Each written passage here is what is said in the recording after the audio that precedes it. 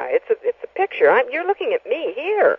It's a representation of yourself, isn't it? There you go, yeah. And they try and trick us into saying that we are a name. For example, you go into court and they call the name, Sam Smith, and this guy stands up and the judge says, "What's your name?" And he says, "Sam Smith." Bingo, you just contracted in to being the one that got charged, when in fact it wasn't the man who got charged, it was the name that got charged, because the name is the name of a corporation. Now, if Sam Smith is smart, he'll simply say, "I'm here about that matter." "Well, who are you?" "Well, I'm the authorized representative of the name of the corporation you just called." In other words, make the distinction, because what they do right from the get-go is they try and make us believe that we are that name. And when that name gets charged, whether it's a traffic ticket or whatever, that we're it. We're not it. But we can choose to be surety. Now, for a long time, we were avoiding suretyship, simply saying, I went to court one time, I said, "But that name is not I." Well, they locked me up for that, so I didn't do that again. But what I should have said, of course, is, "I'm the authorized representative. What's the charge? Here, I'll set it off for you. What's the problem? What's it going to take?" But so they get very upset when you try and deny suretyship. Well, now what we do is we take on suretyship. So instead of saying, "Nope, that's not me," we now say, "Sure. Here, I'll sign for it. What do you want? Go ahead, tell me. How much? I'll sign for it. Right here." I'm not frightened of suretyship anymore. Where we used to be, we were saying, well, if we admit to being the name, then they'll come after us. Well, no, we make it clear that we're not the name and that we are willing to handle the charges. But first show me the charges, and they tend never to do that. But that's another thing. So getting back to the corporation, they created the corporation for the purpose of charging. Simple as that. In order for them to create debt on the books, so that we will pay their debt. But it's their debt, not ours. Same as credit card. I get crazy when people say, "Oh, I've got so much credit card debt." I said, well, no, you don't. The credit card company has the debt. Now, you want to set it off for them, or are you going to slave labor for them? Yes. I mean, it's incredible, the system that has been set up here and how it's being used. And I even want to go back to the idea of why the fact that this is something called, we can call it Admiralty commercial law, or some have referred to it actually as the law of the water, and even in regards to how we the names and the etymology that we use. You just mentioned suretyship, for instance. We're talking about these kind of it's like it's a law of the water, right? The commercial law has to do with waters and commerce in regards to how ships were trading in way back when, many hundreds of years ago. Is there any connection at all there, do you think? Oh, you're absolutely accurate. And my favorite example, of course, is the word birth. Yes. Ships are birthed. Yes. Babies are born. But they call it birth. I mean, if that's not right from the get-go, Talk about trying to make us or put us into Admiralty maritime law. You're right. I mean, and it never ends. I mean, the number of words that, you just picked on suretyship, yeah. It's endless. The number, of course, person is my favorite, but, and includes. The word includes. Okay, for example, it took me years. You'd think I would have done this, but only about in the past year I looked up the word Canada. You'd think I would have done this sooner, but anyway, I looked up the word Canada, and what it said was, first of all, it said, for greater understanding. Well, doesn't that immediately make you think, well, where's the other understanding? Like, did you write something before this? So what do you mean by for greater understanding? Greater than what? Anyway, so you keep reading, and it says, Canada includes the inland waters and the territorial seas. Well, it just so happens that the word includes means. What? It doesn't mean, for example, if you and I have a party and we say, well, let's have a party and let's include the neighbors. That means you and I have some friends here and also the neighbors, right? Mm-hmm.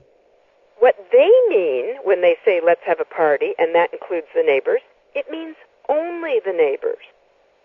So when they say Canada includes the inland waters and the territorial seas, it means Canada means only water. Really? There is no land called Canada. Huh. It's only water. So when people say, were you born in Canada? I say, do I look as if I have fins and gills? No. Right. I was born on the land. Yes. And where do you go to check up? Do you use like a law dictionary? What do you use to check this up? I'm trying to think, where did I look that up? I think I looked up the word Canada in the Interpretations Act, I think. Mm-hmm. Yeah, I think that might have been it. And the word includes, but you got to remember, there truly is a language called legalese. I mean, it truly does exist. What did you call it? Say it again. It's called legalese. Uh-huh. Like, it really does exist, and it's the language of lawyers of the bar. Yes. And they change the meanings, as you can see. I think includes is my favorite, but the other one is person, and person means corporation or legal fiction. It hasn't anything to do with man-woman. So when somebody says, well, you're a nice person, you know, I mean, when I hear that, well, actually, no, I'm not. I'm a woman. Maybe a nice woman, I may not be. But, so, you know, this is just sort of for the purposes of training. You know, Yes. People up on their language, you know. But that's fun, and once you get over that, that's enough. But, but the words are absolutely incredible. For example, you'll always hear it in court, or, you know, well, do you understand? Well, no, I don't understand, which means I refuse to stand under your jurisdiction. You haven't proven any authority over me, so no, I do not stand under it. I don't understand. And yet, they're pretending that what it means is, you know what the hell I'm talking about. Right. It's not what they're saying, but it's what it sounds like. So they'll trip you up at any turn. And so it does help to know the meanings of a lot of these words, most of which will absolutely stun you when you go, what? Is that what they mean? Yes. I mean, it really is just, it's downright deception. But I mean, they're having fun with it. Does this draw us back to the those who began this system? I mean, again, I'm thinking back to the old kind of merchants and those who were the initial kind of traders between nations, and that they were setting up a kind of a artificial system to operate outside the normal law of the land, so to speak, and that when they were doing this, they could also consequently supplant this later on onto the law of the land, and now everyone is actually operating within this law of water. So do you think there is a connection? If you go back a little bit, I mean, we could talk about the Templars, what have you. We can talk about the originators of the banking system itself, right? Isn't there a big connection there? Yeah, I think you're right, and I confess I'm not completely up to speed on the history, but you're absolutely accurate about the fact that it all did start on the high seas, and it had to do with ports and the seas and piracy, and in other words, England allowed certain pirates to steal certain the goods from certain ships, just not English ships. It was it's barbaric, yes. You know, and how this all came about. And yes, it all had to do with trading, and I'm sure the East India Company, and all this comes into play. Well, then, in order to control the people on the land, they just carried it over. Yes. And they used the same words, birthing, and so essentially, and even we call our bodies vessels. Yes. They're vessels. Like, you know what I mean? It's so absurd. And you know, it's like we're talking about this idea that, I mean, just look at the word bank, for instance, right? That this is I think Jordan Maxwell and another guy called Jason Whitney did a lecture about this a while back. Where I listened to this, very interesting, and they were talking even about the fact that there's even in regards to currency or the currency or the flow of money has to do with water. And even the fact that you're being charged, that this has to do with electricity and things of this nature. Have you heard about that? Oh, yes. It's very accurate. And charge in closing the circuit, and that's why we say we close the accounts.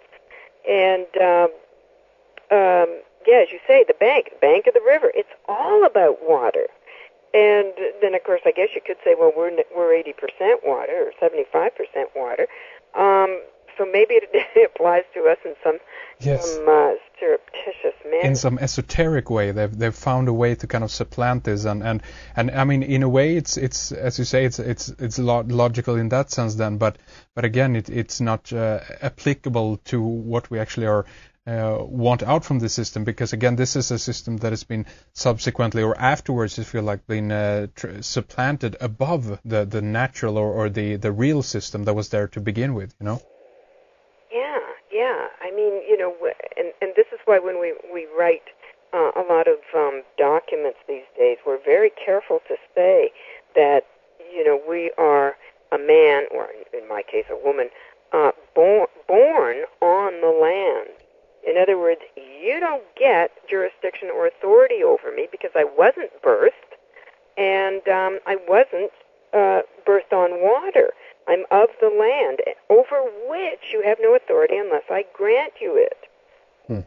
So, yeah. Yes. And, you know, before, Mary, you were talking about national debt, that's a big, originator, so to speak, why we've kind of gotten in this mess that we're in right now. That implies to me, at least, that you know, that's this big international kind of organizations that are behind the creation of this. We could, for instance, then talk about the IMF, the International Monetary Fund. Do you think that they are, you know, a big crook, so to speak, in this matter, and one of the originators on why we're living in the system we are living in right now? Yeah, I wonder if you happen to see Aaron Russo's flick called From Freedom to Fascism. Yes, I saw it a while back, yes. Yeah, it's awfully negative, but he did mention one thing that I think is worth noting, and that is that he had a conversation with one of the Rothschilds. Wasn't it the Rothschild? With, I think it was Nicholas Rothschild or something like that, one of his sons, David's sons, I think. Yeah, I think he's the baby, but I don't know. Anyway, and he essentially said, here's what's going to happen, and it was just crazy, and I think Rousseau kind of said, like, why are you doing that? And I don't recall the specific answer, but to me what came over was, well, because we can. Yes. Like, why not? Yes. It's a game for us. Congress is a game to these people. They created this craziness, and they thought, hey, we can rule the world. We can control all the people in all the world. And, hey, what fun. Let's try this. Yes. So I'm not saying that they're evil. I actually think they are, but I'm not saying they're evil. I'm saying this is just their role on this planet. They just said they came up with this scathingly brilliant concept, and they said, let's try this. Let's see what happens. So they implemented a banking system which was based on debt, which is insanity. As you know, is based on usury. And usury is ethically, or I guess I should say it's unethical. Yes. Because it's just something you would not do to somebody you love. Exactly, and the important thing here as well, I think, that you mentioned is that they haven't asked permission from anyone to do this. They just kept themselves in a position just to do it. They have done it, and I'm drawn back to that old statement that if you're I don't know what the originator of it is from, but it basically states that if you're dumb enough, so to speak, to go along with it, then you kind of deserve to go along with it. And that's the kind of mentality behind some of these people, that they have this idea that, if you're not looking at the details and studying the system that you're involved in, you're potentially might be fooled by it. And to a certain extent, I agree with that, because you need to know what the system is all about, right? If you're gonna, especially if you're in a system that is that you can utilize, because what you have explained for us here is that if you're in this structure, in this system, you can actually use it to your benefit. But that means that you have to be smart enough in order to learn how to operate it. Isn't that right? That's right. And the thing that we find most annoying, of course, is that most people don't even want to know this. Yes. And so we're forced to walk away and say, well, darn it all, watch out. And especially people, who are, the old